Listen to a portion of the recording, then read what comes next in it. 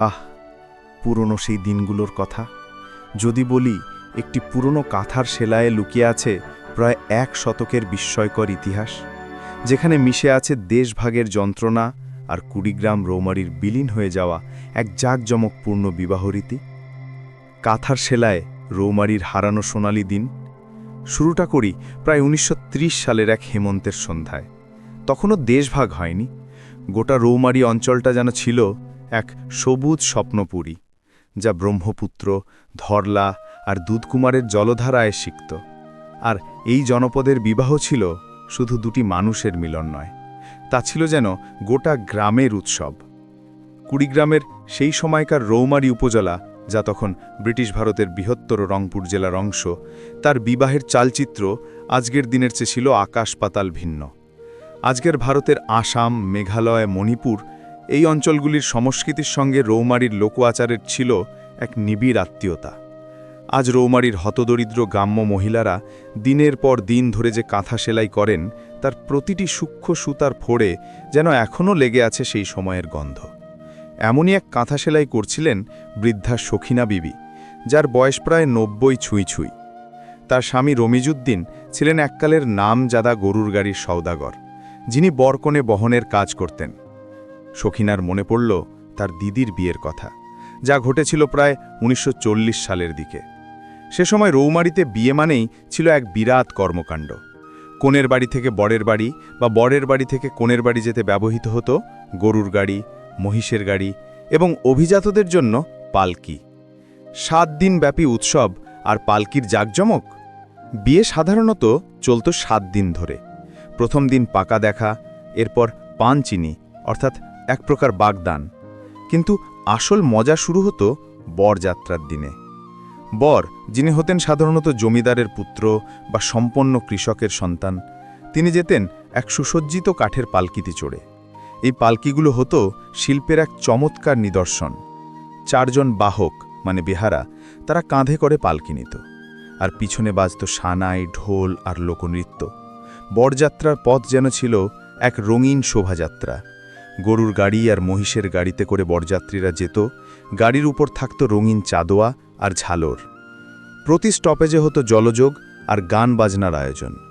পথের দূরত্ব হয়তো 10-15 মাইল, কিন্তু আনন্দ করতে করতে পুরো পথটা যেতে সময় লাগত কখনো কখনো 2 দিনও। রৌমারীর এই অঞ্চলের বিবাহে নৃত্য আর গীতের এক বিশেষ স্থান ছিল। বরের বন্ধুবান্ধব আর পরিবারের লোকেরা পালকির আগে পিছে নেচে গেয়ে যেতেন। কনের বাড়িতে পৌঁছানোর পর শুরু হতো ধামাইল গান, যা এখনও সিলেটের কিছু অংশে প্রচলিত। কনেকে বরণ করা হতো বিভিন্ন ধরনের ফল আর মিষ্টি দিয়ে, যার মধ্যে অন্যতম ছিল পুলি পিঠা আর নকশি পিঠা। এই পিঠার নকশাগুলোই যেন আজকের নকশি কাঁথার আদিরূপ। আসামের গোয়ালপাড়া অঞ্চলের মতোই এখানে বরের সাজসজ্জায় পাগড়ির ব্যবহার হতো। কনেকে সাজানো হতো স্থানীয় মসলিনের শাড়ি আর রূপার গহনায়। কনের হাতে মেহেদি লাগানো হতো এক বিশেষ ধরনের লোক আচারের মধ্যে দিয়ে, যাকে বলা হতো শুকনো পাতা বাটা।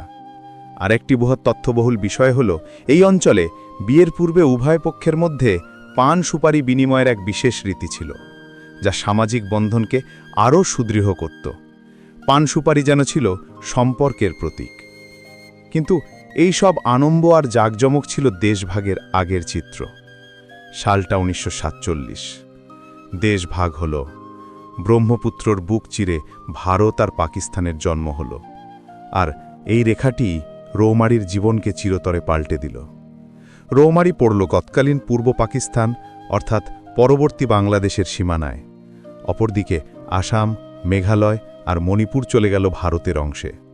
এই ভৌগোলিক বিভাজন রৌমারীর সংস্কৃতি, অর্থনীতি আর জীবনযাত্রায় নামিয়ে আনল এক অন্ধকার। একসময় রৌমারীর প্রধান ব্যবসা ছিল আসাম আর মেঘালয়ের সঙ্গে বাণিজ্য। বিয়ে মানেই ছিল 2 পারের মানুষের অবাধ যাতায়াত। কিন্তু সীমান্ত সিল হওয়ায় সেই পথ বন্ধ হয়ে গেল।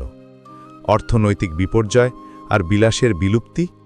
দেশভাগের পর রৌমারী অর্থনৈতিকভাবে অত্যন্ত দুর্বল হয়ে পড়ল। একসময় যে অঞ্চলে জমিদারি আর কৃষকের স্বাচ্ছন্দ্য ছিল, তা ধীরে ধীরে দারিদ্র্যের কবলে পড়ল। সখিনা বিবি বললেন, দেশটা ভাগ হওয়ার পর সবথেকে বেশি কষ্ট হইল গরুর গাড়ির সওদাগর্গ। বরের গাড়ি, পালকি আর চলল না। বিয়ে হইল নিরামিষ, আনন্দ ছাড়া। বিয়েতে আর সেই 7 দিনব্যাপী উৎসবের ঝাগলমক দেখা যেত না। গরুর গাড়ি বা মহিষের গাড়ির বদলে সাইকেল, রিক্সা, আর শেষে হেঁটে হেঁটেই বরকনের যাতায়াত শুরু হলো।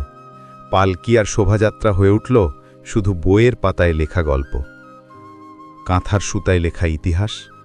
আজ রৌমারীর গ্রামের মহিলারা অভাবের তাড়নায় যে নকশি কাঁথা সেলাই করেন, তা আর শুধু শীত নিবারণের বস্ত্র নয়।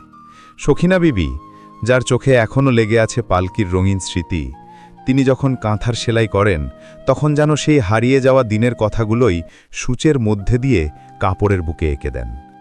তিনি কাঁথার মাঝে লাল, নীল, সবুজ সুতা দিয়ে যে ফুল, পাখি, নদী আর মানুষের অবয়ব ফুটিয়ে তোলেন, তা আসলে 1940 দশকের বিবাহ শোভাযাত্রার চিত্র।